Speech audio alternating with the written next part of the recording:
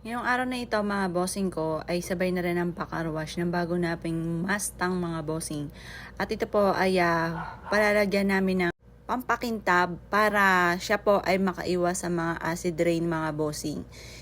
Syempre mga bossing ko, ito ay unang sasakyan ng aking bunso mga bossing ko. May motor na po siya. Ito naman yung una niyang sasakyan mga bossing. Yan po mga bossing ko, syempre kailangan ingat na ingat tayo mga bossing. Ayan po mga bossing ko, nagpa-home service po kami mga bossing ko para talagang nababantayan ng ayos mga bossing.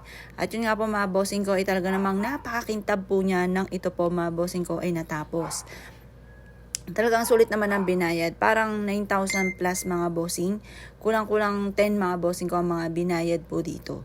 Ngayon pa mga bossing yan, sinisipat-sipat kung ano po yung mga nalikdangan kasi kailangan daw po pulido para hindi makapasok ang tubig.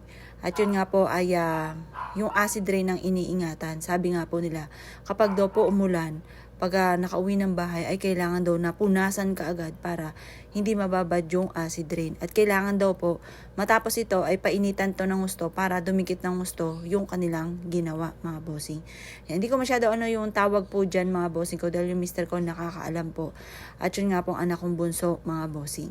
Ayan, ngayon po ay talaga namang okay po yung pagkakagawa po nila dito sa sasakyan. Inilabas muna namin yung isa namin sasakyan mga bossing para maluwag po dito sa parking habang inaayos. Ngayon ang naayos na po nila ay talagang kitang-kita na sobrang kintab at pulang-pula.